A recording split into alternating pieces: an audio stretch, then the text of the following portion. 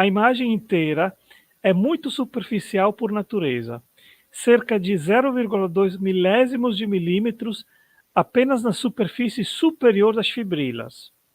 O lado interno não é, portanto, não poderia ter sido formado por produtos químicos. A imagem reside na camada mais externa das fibras de linho. A imagem não foi feita por um processo químico natural. A imagem é resultado de oxidação, desidratação e conjugação das próprias fibras do sudário. É como se as áreas das imagens no sudário tivessem envelhecidas rapidamente em comparação com o resto do sudário. A imagem do sudário é a única de seu tipo no mundo, e não há métodos conhecidos que possam explicar a totalidade da imagem, nem qualquer combinação de circunstâncias físicas, químicas, biológicas ou médicas pode explicar a imagem adequadamente. Então, o que fez com que a imagem aparecesse na superfície do sudário? Os elementos que compõem a imagem do sudário são todos da mesma cor. Como uma imagem de meio tom, todos os pontos são da mesma cor, mas onde é mais escuro é menos onde é mais claro. No caso do sudário, as fibras são amarelo uniforme, de celulose oxidada.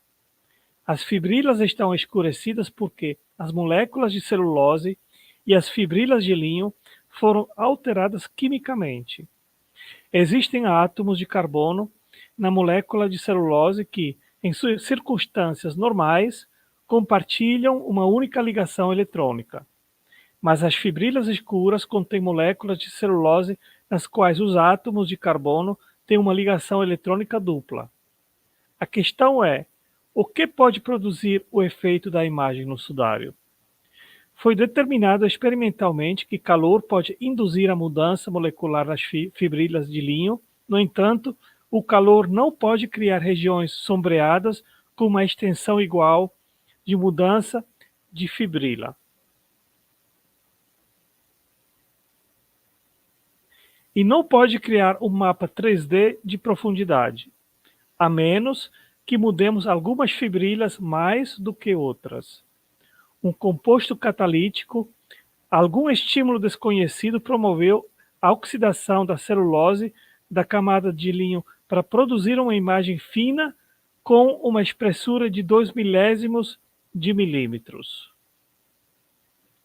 Não temos absolutamente nenhuma ideia de como um artista medieval poderia ter usado uma fonte de radiação controlada para criar a imagem no sudário. Na verdade, nem possuímos essa habilidade hoje. O resultado citado anteriormente vem da simulação apenas porque, mesmo com nossa tecnologia avançada hoje, não podemos reproduzir a imagem com todos os mesmos efeitos químicos que observamos no sudário.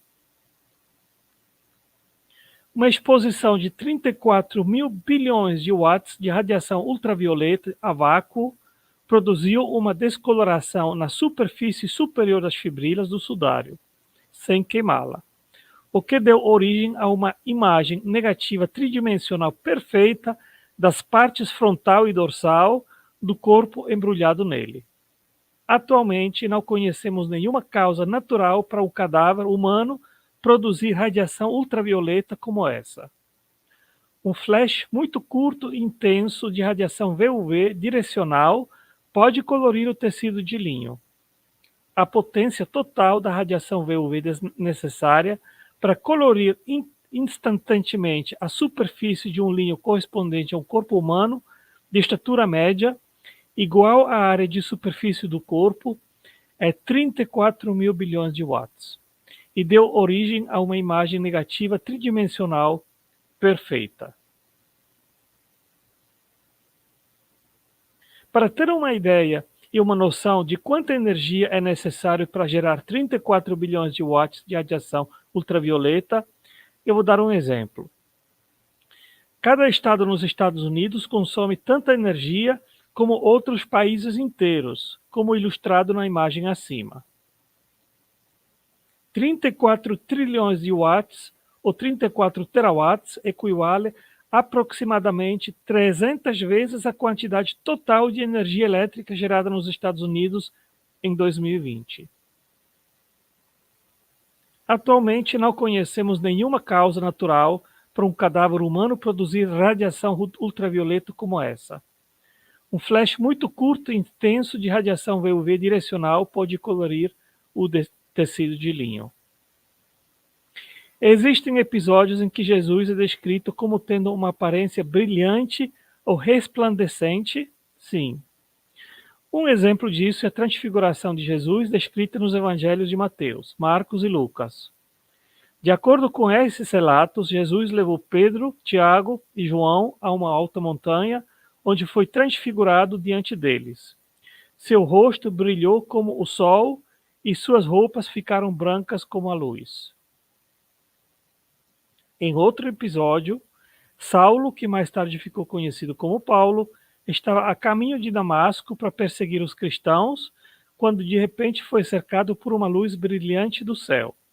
Ele caiu por terra e ouviu uma voz que dizia: Saulo, Saulo, por que você me persegue? Saulo perguntou quem estava falando e a voz respondeu: Eu sou Jesus, a quem você está perseguindo. Alguns pesquisadores sugeriram que a imagem no sudário só poderia ter sido formada por raios ortogonais unidirecionais, o que significa que a luz que criou a imagem teria que vir de uma única fonte e atingir o pano em ângulos retos. Essa teoria baseia-se no fato de que a imagem no sudário só é visível em um determinado ângulo e parece ser tridimensional, como se fosse formada por uma feixe de luz que incide no tecido a partir de um único ponto. Experimentos do físico Arthur Linde em 2017, usando um ciclotrão na Universidade de Missouri, demonstraram que a radiação tinha que ser extremamente ajustada dentro de uma faixa muito estreita de parâmetros para produzir a imagem do sudário. Caso contrário, o sudário poderia ter sido queimado completamente. Ou se muitas das fibras tivessem sido coloridas, teria deixado apenas uma área escura em vez de uma imagem.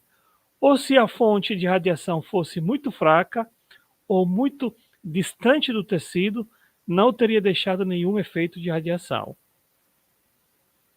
De acordo com alguns biofísicos, a radiação de partículas irradiava o sudário e a fonte de radiação das partículas era do próprio corpo.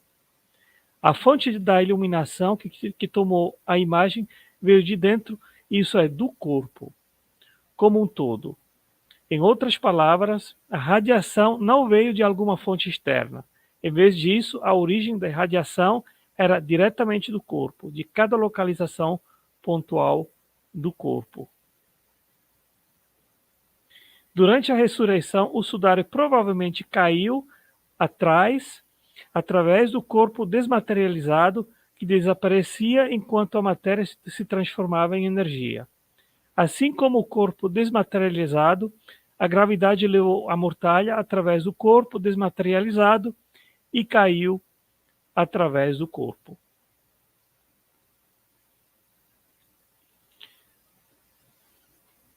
Então, isso seria a explicação científica de como que ocorreu a impressão dessa imagem no sudário de Turim, né? Ou seja, não existe nenhuma explicação natural de que, eventualmente, um artista poderia ter feito essa imagem. E isso eu acredito que seja a prova mais forte que nós temos de que a imagem foi feita de uma forma sobrenatural. E isso é o resultado de 3, 4 décadas de pesquisas científicas. Ou seja, isso aí eu não chupei isso do meu dedo, ninguém simplesmente inventou isso, mas isso é resultado justamente da pesquisa científica.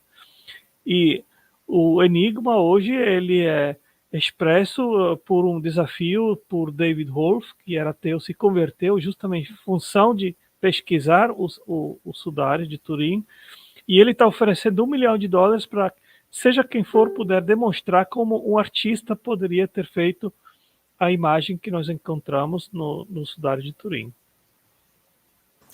Muito bom. Inclusive, teve alguém, acho que é Luigi o nome dele, com um artista italiano que tentou reproduzir o sudário e ficou uma porcaria, não teve nada a ver com o sudário, né? Na verdade, ele provou que não tem como reproduzir o sudário, né? Deixa eu ver aqui mais algumas perguntas aqui. Ah, o Davi falou que me mandou um e-mail para mandar os slides da Trindade. Eu já respondi o e-mail, já mandei lá, tá? Veja lá o seu e-mail, Davi. Deixa eu ver aqui. Como o semblante ficou marcado no pano. O Tângelo acabou de responder sobre isso, mas eu só vou compartilhar a tela aqui para mostrar. Peraí, deixa eu colocar aqui. Aqui, quando as bombas explodiram lá, Hiroshima e Nagasaki, olha as imagens que elas formaram lá. Deixa eu só ler aqui. As sombras de Nagasaki são marcas deixadas pela explosão atômica de 9 de agosto de 1945. A explosão liberou uma intensa onda de calor e radiação, causando danos imensos. Objetos e pessoas próximas ao epicentro bloquearam a radiação, resultando em sombras permanentes nas superfícies. Essas sombras são testemunhas visuais do impacto devastador da bomba atômica. E aí você consegue ver, olha, até hoje, se você vai lá, você encontra isso daqui ainda lá, né? Porque já causado justamente como em decorrência da explosão, né? Então, o que se imagina, é como o Otângelo falou mesmo, né? Que em função da ressurreição emitiu uma luz tão intensa que causou a imagem do pano. Tanto é que já foi provado que a imagem do sudário é impossível ser formada, seja por fotografia, seja por alguém pintando, né? Já viram que é impossível, até porque é 3D e tudo mais. Deixa eu ver mais uma pergunta. Também vale ressaltar, Lucas, que essas imagens, o corpo desmaterializou também através da explosão da bomba atômica, ou seja, não ficaram resíduos físicos, só ficou a imagem, né?